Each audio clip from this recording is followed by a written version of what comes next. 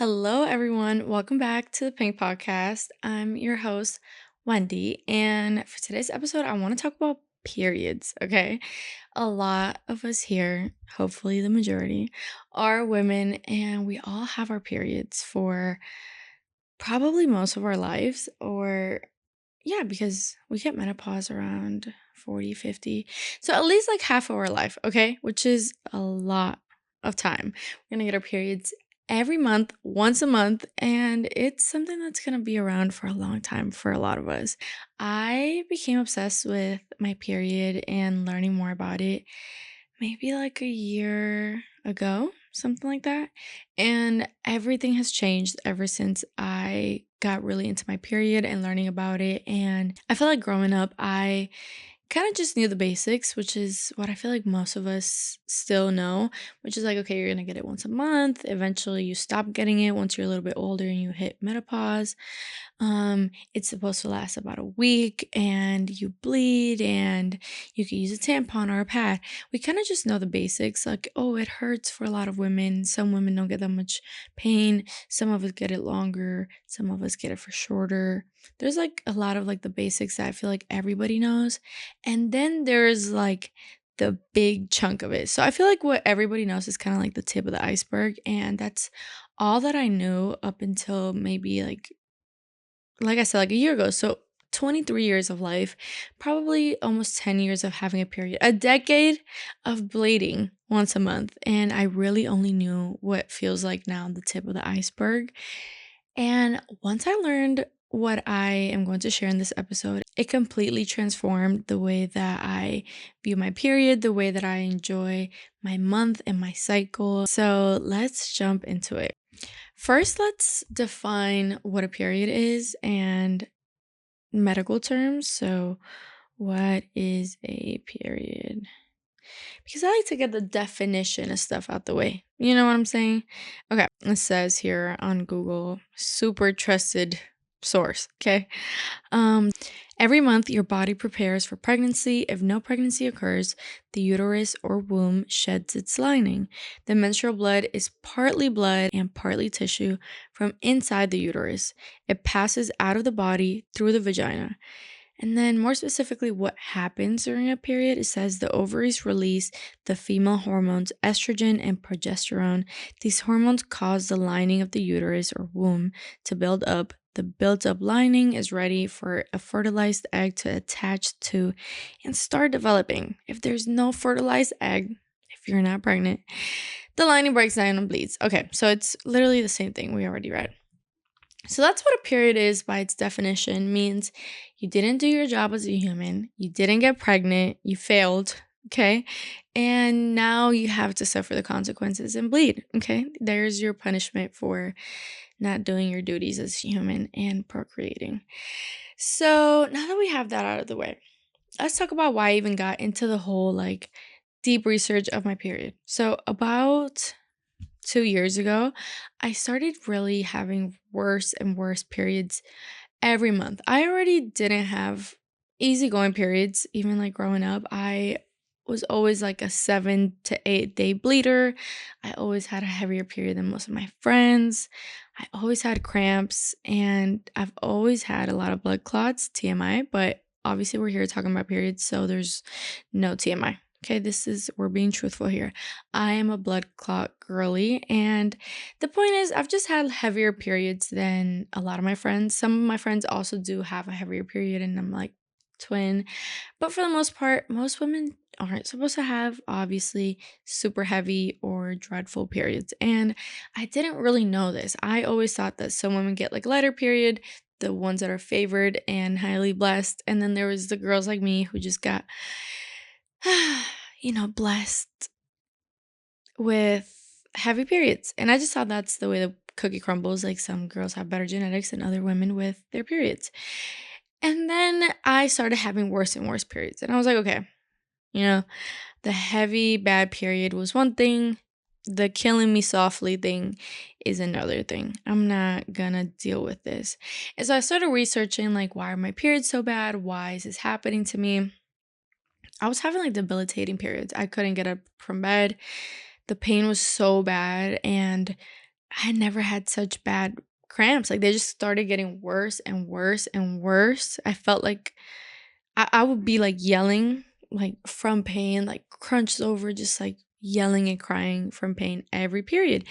And that's not really normal. So once I looked it up, I came across the concept of maybe I have endometriosis. So, to simplify endometriosis, it kind of just means that things are happening the way they shouldn't. There's fibers growing outside of your uterine lining, and it causes problems and inflammation. And it's just a no bueno situation. Okay. And it causes a lot of pain, it causes just abnormalities within your period. And I was reading all the symptoms and I was like, okay, you know what? This is all adding up. I think this is me. I think I found it. I Google searched the F out of it. I was wiki how what is going on, and I became a wiki doctor, as we all do when we have bad symptoms. And I know sometimes Google really just takes you down like the wrong path every time. You're like, why do I have a headache? And Google's like, well, you have cancer. And that's why you can't really trust Google too much when you're looking up your symptoms, and trying to self diagnose on the internet can become a very slippery slope. But I did a very deep dive. Okay, I cross referenced, I looked up a lot of different things and read some books, and I self diagnosed. And we're just gonna stand on the fact that I'm right, okay? But this is all to say that when I figured out that I had endometriosis, I was like, okay, I need to understand how my period works. I need to reverse engineer this problem and find a solution because this isn't fun. Now, this all led me to reading a book called Period Power. Actually, I have it here. I have a little stash of my favorite books as decor in the room because I love self-help books. I'm a self-help freak. If you've watched a couple episodes by now, you should know this about me. And I have them here. Okay, handy dandy.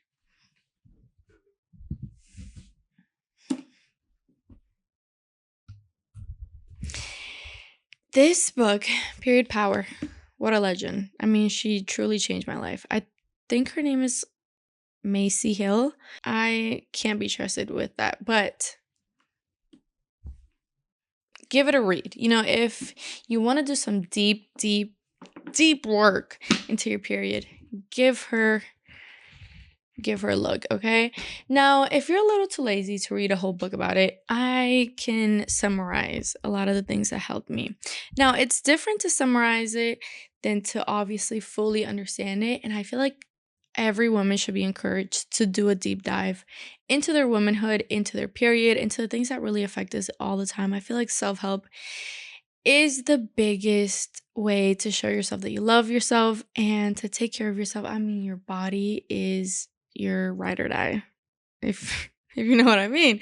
So we have to take care of it. We have to understand it. We have to love it and take care of it. And you can't do those things if you don't really understand how it works. No mechanic is a good mechanic if he doesn't know how to work on cars. So how can you be good at loving yourself if you don't know how your body works? Okay, so step one for me was reading these books and also just watching people online talk about it because sometimes the books are chunky and sometimes we just need a little summary. And in today's episode, I want to talk about the things that I did learn from this book, among other sources, and how it's helped me kind of transform my life. So, first things first, we already know what our period is, what it means, and one thing that this book did that really gave me a new perspective was break the cycle into seasons. So, obviously, there's four seasons, there's winter, spring, summer, and fall. And the book kind of makes correlations of the different stages of our menstrual cycle and comparing it to seasons. So let's start off with the first season as she describes. So I'm gonna just stop saying like as the book says and as a reference. You girls understand that this is where I got most of my knowledge from. So I'm kind of regurgitating it in a digestible way, in a Sparks Notes summary. You didn't read your book before the summer ended, and now you have to look it up real quick, type of thing. I'm gonna summarize what I've learned, the key points that I feel like everybody should know, and just know that if you want to know more about it, that's the book. this is where all of this information that I'm regurgitating is stemming from. Okay. So, winter is your menstrual cycle. It is referred as the first season. So, when looking at our cycle, the first day of our cycle is when we get our period. That's technically the day that your cycle begins. And something that a lot of people don't know is that men and women have completely different cycles, and the way that our hormones work are couldn't be more opposite. So for men, they have a 24-hour cycle, which means they wake up with all the hormones at a specific level. Let's say they have this much testosterone, this much estrogen, etc. And they go through their day and it kind of fluctuates and it changes as the day goes by and as things are happening, and they get some sleep, they wake up and it's reset to what it was yesterday. And it kind of does that every day. Obviously, this is talking about a healthy man who has balanced hormones, and this is kind of the way it's supposed to be. So their hormones are reset every single day. Now, for us ladies, we have a 28-day cycle. Now, I know when we listen to the word 28-day cycle, we kind of think about how long it takes for us to get our period, but the 28-day cycle doesn't just mean that. It means the trip that your hormones go through every month. So the way that men wake up, 24 hours later, they have the same hormones they did yesterday. We go through a 28-day journey, which means for every day, for 28 days, some women 30, some women a little bit more, some women a little bit less. You get it. Let's just call it 28 days to simplify it. So for a 28-day journey, these hormones are a little bit different every day. They go like this and then like that, and then they just go on a journey, a 28-day journey, not a 24-hour journey like men. That means every day feels a little bit different for us women for a whole month. And then you get your period and it resets. That's sort of insane. And it's also insane that we don't get taught these things, because your hormones are kind of what tell you what your reality is in a way. Like when your hormones are messed up, you perceive life differently. That's why women sometimes suffer with postpartum depression, because your hormones plummeted and now you feel completely different as a human. Your reality is a little distorted. Everything feels out of whack. When people are depressed, their hormones are all over the place. So our hormones are kind of the lenses that we see life through in a way. Obviously, they're in charge of a lot more than just your perspective. They're in charge of your mood, your performance, how you feel, all these other things. But obviously, those things all partake in how you view life. And so when you have on these glasses of hormones, if your hormones are a little bit different every day, life feels a little bit different every day. And that's why it's so important to kind of know how your hormones work. That way, when certain parts of the month come around, you don't feel crazy. You know, okay, I'm right on track with my period. So, day one of your cycle is when you get your period, which is also your winter. And it's called your winter because it's sort of like winter. You're a little depressed. Nobody wants to go outside during winter. The world feels a little dull and everything kind of sucks a little bit. You know, nothing extraordinary is happening during winter. There's no flowers blooming, there's no freaking birds chirping. Life is just meh during winter. Okay, everybody wants summer and spring to be back when it's winter time. Sure, it's fun for Christmas and then it's over. So that is referred to as your menstrual cycle, is winter. This is kind of when you really have no energy. You don't want to do anything. You don't want to see anyone. You just want to be inside, cocooned, because it's winter time. Okay. After winter, so after your period is over, we go into spring territory. Now, spring is exactly what we're in right now in the world. As you could see, everybody's excited. Summer is right around the corner. Everybody's going outside, living their best life, going to the beach, hanging out with friends. Life feels fun again, okay? Everybody's getting out of that winter funk. You're in between the worst part of the year and the best part of the year, which is summer. And that's spring for you. And it's the same thing with your menstrual cycle. When you're in spring, you're transitioning from how you felt during your menstrual cycle and those hormones into your summer hormones, okay, which is when you ovulate. So during spring, you're getting that enthusiasm back. You are excited. You are just living your best life, you know, or getting ready to live your best life. Everything's turning around, everything's feeling good again. You want to be with your friends. And that's how your hormones are. You're kind of going right back up the ladder. You know, you were just down here, you're starting to climb back up. starting to feel better. You're like, wait, I am Gorgina. Why was I feeling ugly? Everything's making sense again, okay? And then comes the long awaited, the beautiful, the best part of your month, ovulation time. Now, ovulation is the peak. Ovulation obviously is a peak, not just because you can procreate, which is the whole point of our existence in a way, but also because since you can procreate, you feel your absolute best, okay? You're feeling overly confident. Can't nobody tell you nothing. You are the baddest bitch ever during ovulation, okay? You feel your best, you're acting your best. You definitely want to be outside with your friends. I mean, you need to be outside. Like, you are, where are we going? Where are we linking? When is brunch? Let's go to the beach. You're super excited. You just want to be seen. You want to go do things. And that is your ovulation. You're like, wow, why was I even sad the other day? I mean, life is amazing. You have all this enthusiasm. You have a lot of energy, okay, to do all the hard things that you didn't want to do during the other weeks, okay?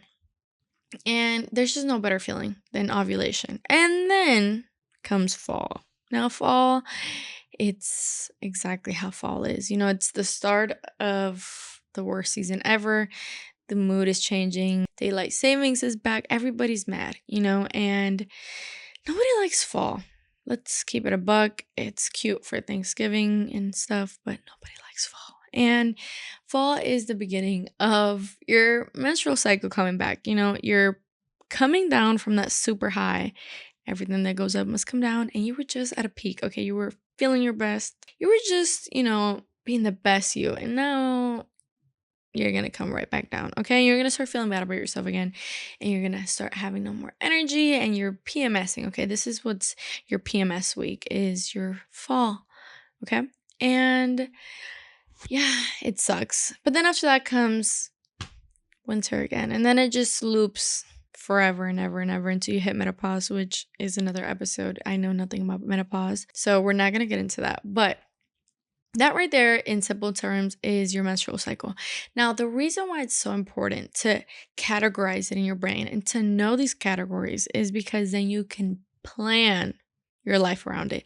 Now, nobody has ever explained this to me, and I didn't know what I was missing out on when I wasn't living according to my period. So I remember growing up a lot, like going to the doctors, and they're always like, when's the last time you got your period? And I'm like, girl, who knows that type of information? Like, I don't even know what I had for breakfast yesterday.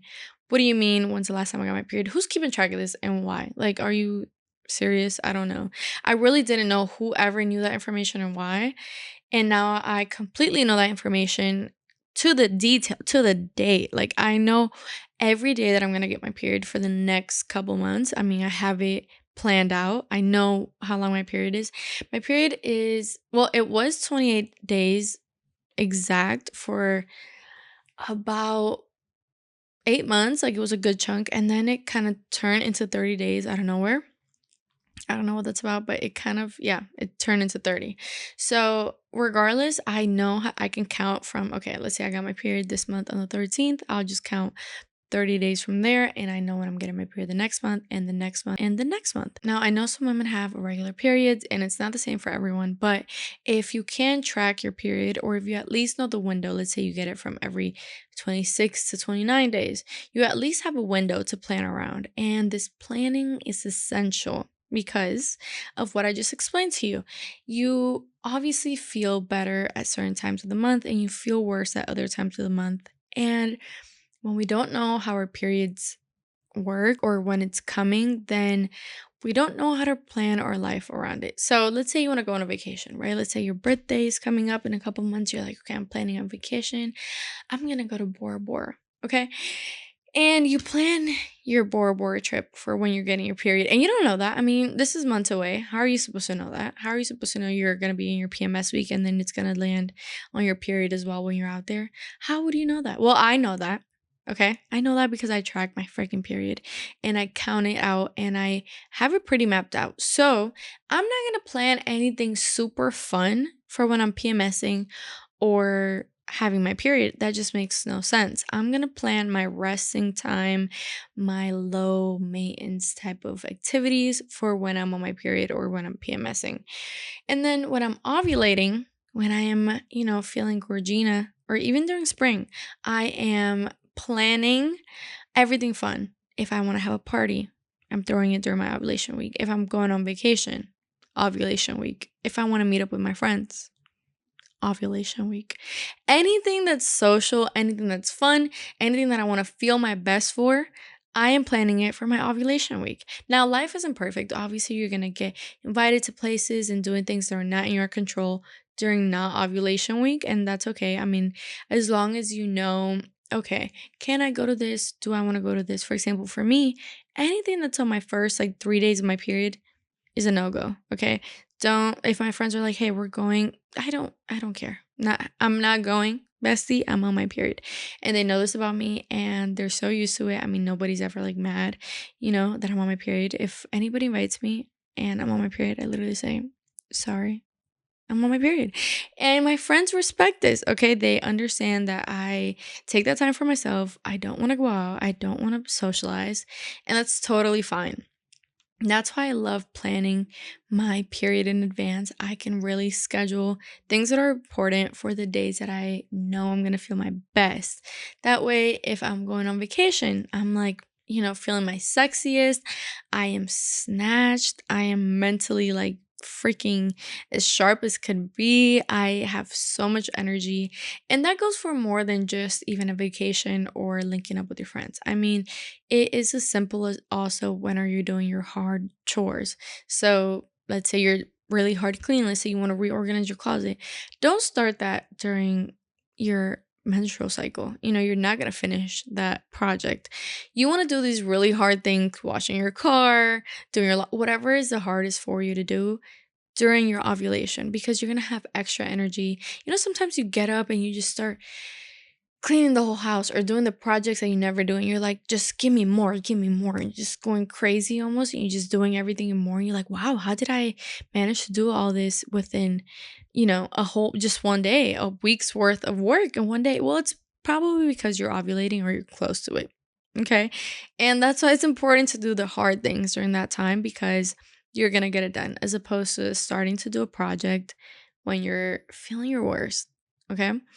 So that's my number one tip. Then my number one takeaway with reading that book, it was learning about the seasons of my body, what that means for me, learning to map it out, because the book really teaches you how to not just like track your period, but also track your ovulation to the very specific day, with kind of taking your temperature and paying attention to your discharge, because your discharge along with like your fluids, they all are informing you what stage of your period you're on, or what stage of your cycle I should say.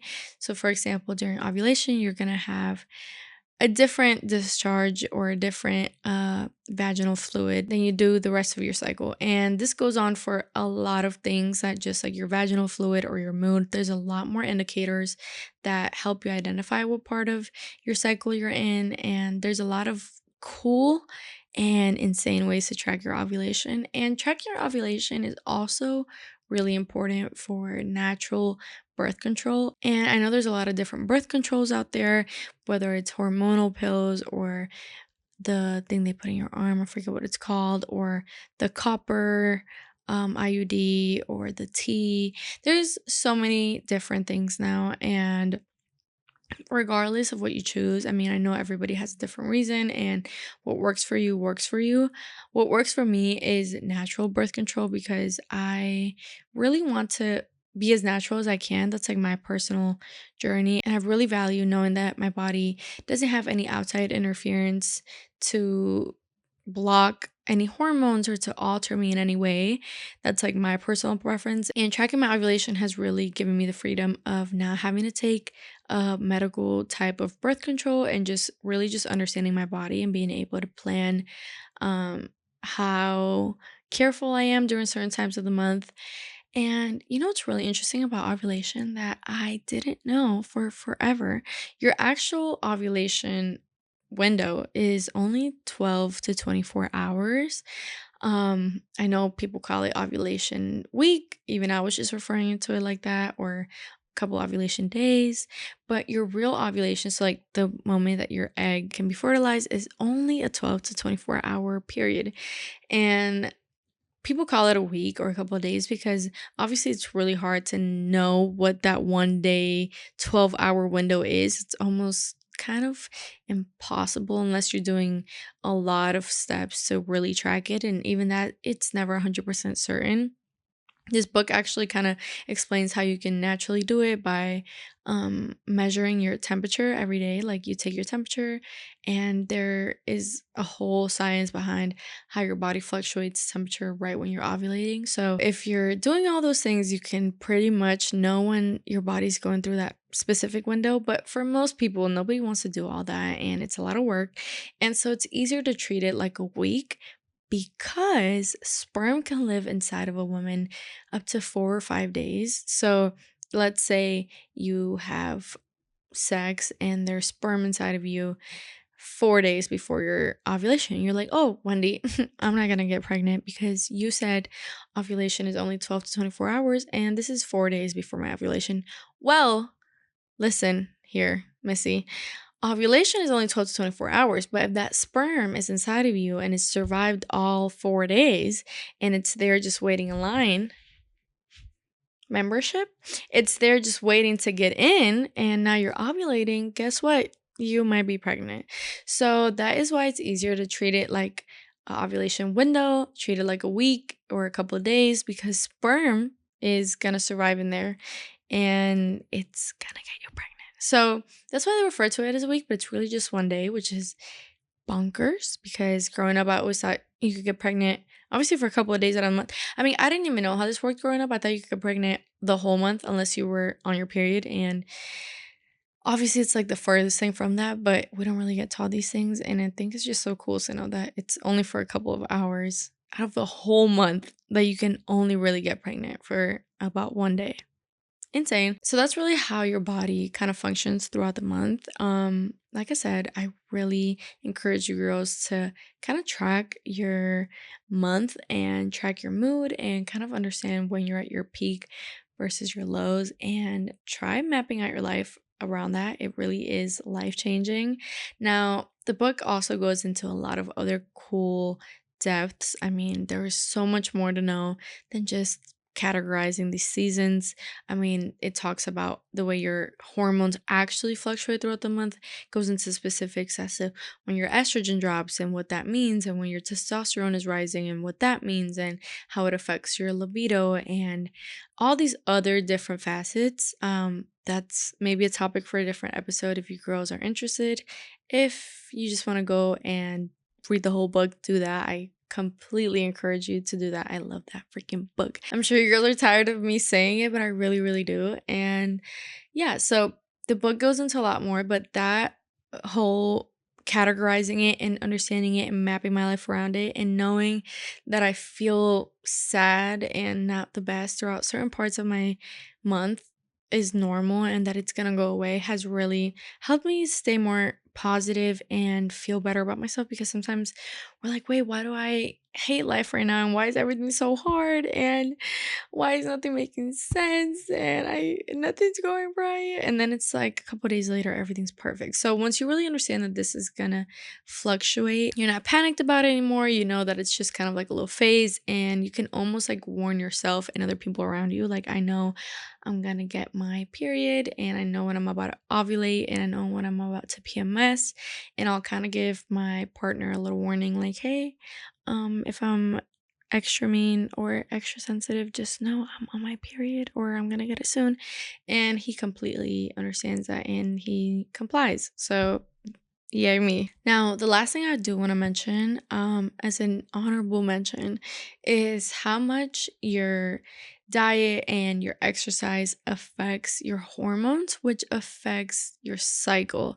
I have endometriosis, which is an inflammatory disease. It means that it gets worsened by inflammation, and what I eat and what I do and how I am directly correlates to how bad or how good I am feeling. And that not only just applies to me because of endometriosis, but it still applies to everyone.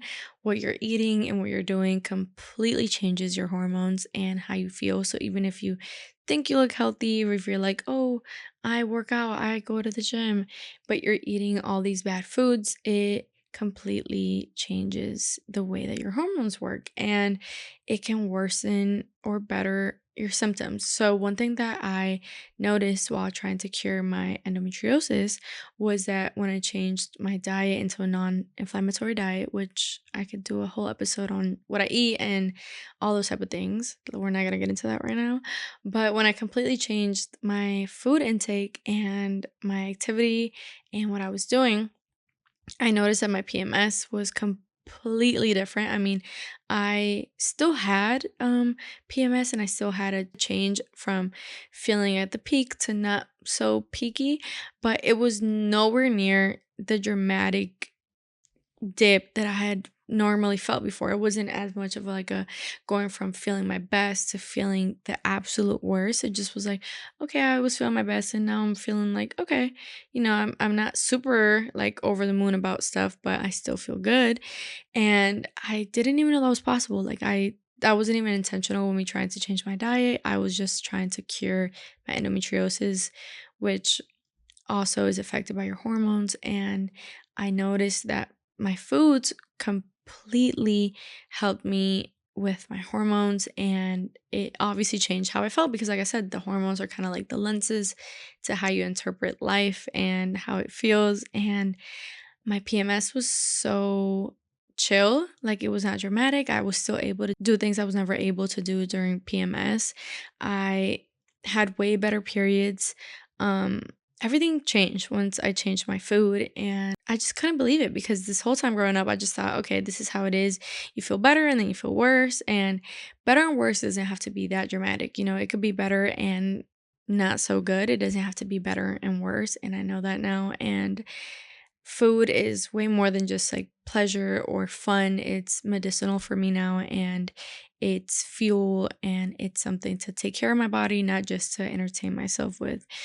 And I'm not perfect with it. I mean, I just went on a trip and I was eating like I have no reason to be healthy. I was just eating everything I wanted and breaking every rules, and life is about balance, so it's not just about completely robbing yourself of every experience ever. But if you do know that you can feel healthier and feel better with making better choices, then why not? You know what I'm saying?